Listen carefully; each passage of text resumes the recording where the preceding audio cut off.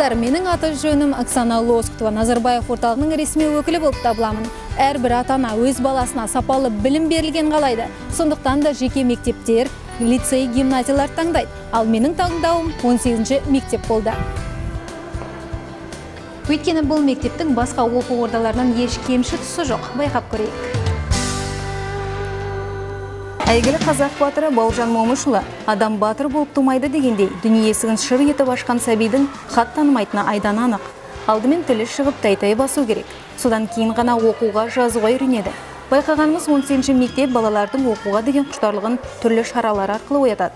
Мәселен, бастауыш сыныптар арасында кішкентай жұлдыз таңдайды. Жоғары сыныптар болса, түрлі фестивальдар мен спорт шараларына қатысады. Қаз-қатар тізілген мына кубоктарға қарап, мектептің жеңістері аз емес екенін байқауға болады. Міне Астана қаласы мектептері арасынан волейболдан жарыс өтіп жатыр. Нөмірі 18-ші мектеп бірінші орынға ие болды. Әңгіменің арқауы 5-ші сыныбы туралы болмақ. 22 баланы жетелеп жүрген Айзат Нұрділда қызы Камалова бүгінде балаларға көп көңіл бөлу керек дейді. Сондықтан да сыныптастар бір-біріне қарасып, жастайынан ұйымшыл болып өссін деген оймен оларды жиі қыдыртады. 6 жылдық тәжірибесі бар ұстаз тәлімгерлеріне үлкен сенім артады. Балалардың тәрбиесіне біз өте ерекше көп көңіл бөлеміз ғой.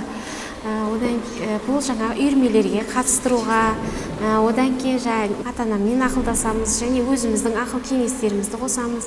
Сөйтіп баланың уақытын бос қалдырмауға біз тырысамыз және өзіміздің қолымыздан келгенше үлесімізді қосамыз. Бұл сыныпты өнерлі деп атауға толық негіз бар. Қыз балалар мың бұрал билейді. Менде. Ер балалардың негізгі дені сурет салады. Өскелең ұрпақтың қызығушылығын байқаған ұстаздар бойына сіңген өнерлерін дамытуға тырысады. Сол себепті мектеп қала бойынша өтетін жарыстардан қалдырмайды. Болашақ ақындар да 5-ші сыныбында оқиды екен. Кітапханаға келемін, кітап алып кетемін, кітапты тәте береді, бәрін білгім келеді. Кітаптың басты мақсаты көңілді ету, халықты көңілді кітап ағайын, бәріне көңілді достарым. Бүгінде компьютер құлағында ойнайтын балаларды жеке тұлға ретінде дамытып, білімге деген сенімін нығайтып, ынтасын арттыру қиынның қиыны. Алайда болашағы білімде екенін түсінетін балақайлардың өз мектебіне көңілі толады, ұнайды дейді.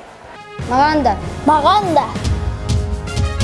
Бізге де. Мектептің алғашқы оқушылары партаға 1981 жылдың 1-ші қыркүйегінде отырды. Оларға Қазақстан Компартиясы орталық комитетінің бірінші хатшысы Дінмұхамед Қонаевтың өзі келіп, батасын берген. Сол кезден білім ұясы абыройын асқақтатып келеді. Бүгінде 20-30 жыл жұмыс істеген ұстаз қатарын жас мамандар толықтырды. Қазіргі директор Салтанат Абдрахманқызы Тоғатаева мектепті оқуға қолайлы, жанға жайлы етіп келеді. Мұны ғимараттың әр жеріне қойылған өсімдіктерден ақ байқауға болады.